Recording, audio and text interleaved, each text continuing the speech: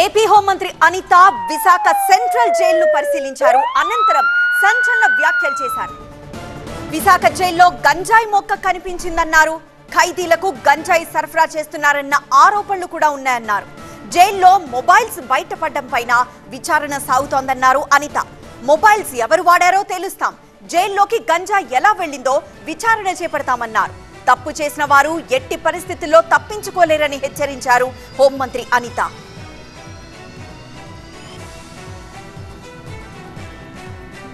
ఇప్పుడు cell phones దొరికినాయి.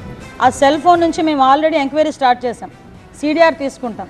IMI number నుంచి ఎక్కడి నుంచి ఏ సిమ్ ఇందులో యూజ్ చేశారు, ఏ నెంబర్ నుంచి వెళ్ళింది, ఏ నెంబర్ నుంచి లోకల్ నుంచి ఎన్ని కాల్స్ బయటికి వెళ్ళి ఎవరు అవతల వాళ్ళు మాట్లాడారు. సో ఎంఎస్ ఎక్సెల్ ఈ స్కిల్ ప్రతి ఒక్కరి జీవితంలో చాలా ఇంపార్టెంట్. ఈ ఎంఎస్ ఎక్సెల్ ని సింపుల్ పద్ధతిలో నేర్చుకోవడానికి ఇప్పుడే ఫ్రీడమ్ యాప్ ని డౌన్లోడ్ చేసుకోండి. అన్నీ కూడా ఎంక్వైరీ చేసుకుంటాం.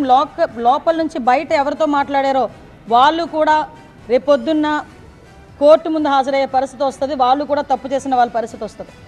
అంటే ఇక్కడ లోకల్ ఇప్పుడు మనం లాస్ట్ టైం చూసాం, కొంతమంది రౌడీ షీటర్స్ లోపల ఉన్నారు. రౌడీ షీటర్స్ కూడా బయటికి వెళ్ళి లోపలికి వచ్చేటప్పుడు గాంజా తీసుకుని వచ్చే పరిస్థితులు కూడా కనిపించాయి. అంటే అటువంటి సందర్భాల్లో కూడా కొంతమంది పోలీసులు కూడా ఇబ్బందులు పడి వాళ్ళు కూడా సస్పెండ్ చేసే పరిస్థితులు కనిపించినాయి. అంటే ఇటువంటి సందర్భాల్లో ఇంకా విషయం ఏంటంటే కొన్ని సందర్భాల్లో ఎంత వరకు అంటే ఇది లోపల ఒక చిన్న ప్లాంట్ కూడా కనిపించింది, గాంజా ప్లాంట్ కూడా కనిపించింది. అంటే ఈరోజు మేము చెప్తుంది ఏంటంటే మా డిపార్ట్మెంట్ ఎంత క్లియర్గా వర్క్ చేస్తుంది ఈరోజు. అంటే ఎక్కడా కూడా ఒక ఇంచుని కూడా వదలకుండా చాలా క్లియర్ కట్గా వారి సర్వేలెన్సెస్లో పెట్టుకొని అటువంటి సిచ్యువేషన్స్ ఏమీ రాకుండా ఈరోజు అంత పగడ్బందీగా చేస్తున్నాం. పగడ్బందీగా చేస్తున్న సందర్భంలో కొంతమందికి ఇది ఇబ్బంది రావచ్చు, కొంతమందిని ట్రాన్స్ఫర్ చేయాల్సిన పరిస్థితి రావచ్చు, కొంతమందిని సస్పెండ్ చేయాల్సిన పరిస్థితి కూడా రావచ్చు. దీన్ని పెద్ద భూతద్దంలో చూసి మళ్ళీ మా మీదకి తిరిగి అదేదో అంటారు కదా బురద జల్లే పరిస్థితి మాత్రం రాకూడదని ముందుగా మీ అందరికీ కూడా ఇన్ఫర్మేషన్ ఇస్తున్నాం. మేము చాలా క్లియర్గా దీని మీద ఎంక్వైరీ చేస్తున్నామండి. ఎక్కడ ఏ పొరపాటు జరిగినా కూడా ఎవరిని కూడా ఉపేక్షించే పరిస్థితి లేదు.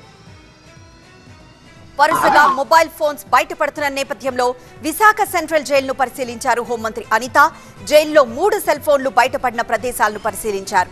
సెంట్రల్ జైల్లో పరిణామాలపై ఆరా తీశారు. ఖైదీలు, భద్రత, సీసీ కెమెరాలు, నిఘా వ్యవస్థ సిబ్బంది తీసుకోవాల్సిన చర్యలపై హోంమంత్రి సమీక్షించారు.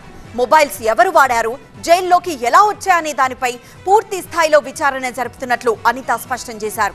ఇందులో ఎవరైనా అధికారుల పాత్ర ఉంటే కఠిన చర్యలు తప్పవని హెచ్చరించారు. కొంతమంది అధికారులపై ఇప్పటికే చర్యలు కూడా తీసుకున్నారు.